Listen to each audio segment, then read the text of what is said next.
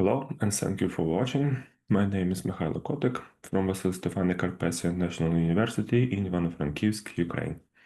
I am presenting this work by video. Our poster is on display in Florence, but I couldn't travel to present it in person, so I walk you through it here. This is joint work with Professor Olena Budnik and Katerina Fomin. I'll start with a child.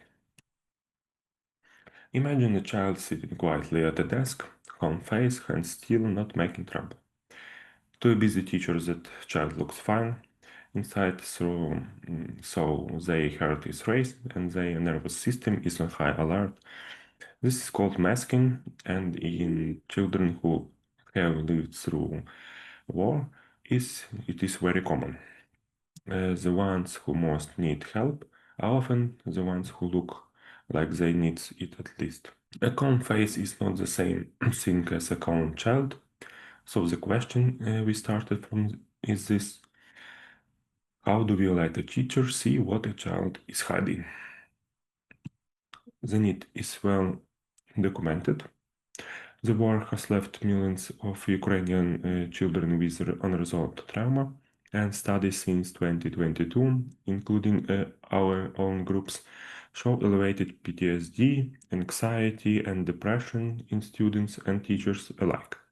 But trauma rarely looks like a child crying in the corner. Often it's masked.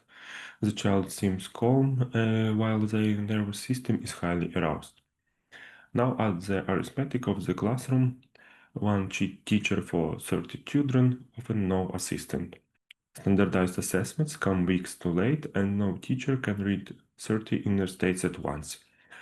What's missing is a real-time, objective signal, and that's the gap we set out to fill. Here's the idea the whole project rests on. A face on its own can lie. We can all hold a neutral expression. The body, the autonomic nervous system is much harder to control. So instead of trusting either one alone, we read them together and ask whether they agree. A calm face sitting on top of a racing heart and a suppressed heart rate variability is the signature of masking. We turn that agreement or disagreement into a single number we call the coherence score, recomputed every 5 seconds. We build this on hardware that already exists and that the child finds familiar: an iPhone and Apple Watch. The iPhone uses IR key to read 52 facial blend shapes at 60 frames a second, and from those we estimate emotion plus brief micro expressions. The Pirate Apple Watch, a research-grade instrument for heart rate variability, streams the psychological side: heart rate, HRV, temperature, respiration. The software fuses both into the coherence score every 5 seconds. One things matter more than the rest here. All of this runs on the phone. No facial images leave the device. So how is that number built? This is the figure 1 from the poster. 3 weighted components combine every 5 seconds over a 30-second sliding window. First, emotional stability at 0.3, which tracks how much the emotion classification is varying. Second, weighted most heavy at 0.4, the psychological state, heart rate, HRV, tremor, and temperature. And third, at 0.3, cross-modal alignment, the correlation between how the face is moving and how aroused the body is. Higher means the face and body are telling the same story, lower means they diverge. A low coherence score points to something specific. The detector watches for two patterns, both at a threshold of 0.4. The first is masking, a composed suppressed face on top of elevated arousal, the child who looks fine but isn't. The second is dissociation, the face and the heart rate variability flatten at the same time, which can signal a withdrawal or shutdown response. Neither is a diagnosis. They are prompts that tell a researcher or eventually a teacher where to look more closely. Our earlier work, presented at AC 2025, was Biomirror, the iOS app I've described so far. It worked well, but for one child at a time, a therapist tool, not a classroom. The contribution on this paper is closing that gap.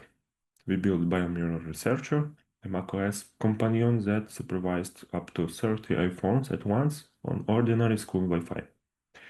That one step from a single device to a 30 is what turns a researcher prototype into something you could run in a real inclusive class. Here's how it fits together. This is figure 2. The design is hybrid by choice. On the left, inside the privacy boundary, sits the student's device. The watch talks to the iPhone over Bluetooth, and the iPhone does all the heavy lifting, including the coherence computation, every 5 seconds. On the right is the macOS researcher. The part that matters is the arrow between them. What crosses is a small JSON messages over a WebSocket, derived numbers at around 2.5 megabits per second. The Mac is only a supervisor. It never receives an image or a raw blank shape vector. Discovery uses Bonjour, so there is no server to set up. The connection is encrypted and phones pair with a QR code. Their configuration matters here because school's IT support is seen. On the Mac, the researcher gets one screen for the whole class in 3 parts. A device grid, one card per child with the current emotion, a live heart rate chart, a coherent spark line, battery, and watch link. An alert feed that lists discordance events as they happen. And a session control panel for pseudonymous IDs, starting and stopping session, and CSV export. Every card is color coded: green for stable, amber for attention, red for discordance event or a dropped device. You are not reading 30 charts at once. You are scanning for that one card that changed color. Does it hold up? The amber boxes are from adult validation, 87.3% emotion recognition accuracy, sub 50 millisecond synchronization between watch and phone, and 94% biometric signal validity. The blue boxes are from multi-device testing, 30 devices at once, 98.2% WebSocket uptime over a 4-hour session, and bandwidth under 3 megabits per second. Together, they say the engineering holds up at the scale of a real classroom on the Wi-Fi a school actually has. But notice I keep saying adult, that words need its own slide. Credibility depends on being clear about what we have and haven't shown. Those headline numbers come from adults under controlled condition. We don't yet know how the classifier behaves with traumatized children in the noise of a real classroom, and rather than goals over that, we made in the first question the pilot is built to answer. Two more limits, both on the poster. The classifier is rule-based and may not capture the full expression range of children with trauma histories, and AR kit needs the face fairly close, so when a child turns away, we get data gaps, which we treat as missing data, not a calm reading. Why coherence specifically? Because the informative case is the long one, high coherence face and body agree, is engagement or visible distress, you can already see. Low coherence, the two disagree, is masking, and that's the clinically important signal current method emits. And because we watch a whole class, the same data reveals group synchrony. Several children dropping together can flag as shared trauma response. This is how a deployment would look in figure 3. On the left side, the classroom privacy boundary. 30 children each have an phone and a watch, processing on device only. A single arrow leaving that boundary is the JSON stream under 3 megabits per second. Going to the macOS research. To its right, drawn as a dot plant connection, is a future teacher-facing view, a simplified color-coded indicator layer with no raw biometrics. To be clear, the teacher view is on the design board, not yet built. For now, the researcher monitors and the teacher teaches. We are not claiming a finished product, we are proposing a concrete study.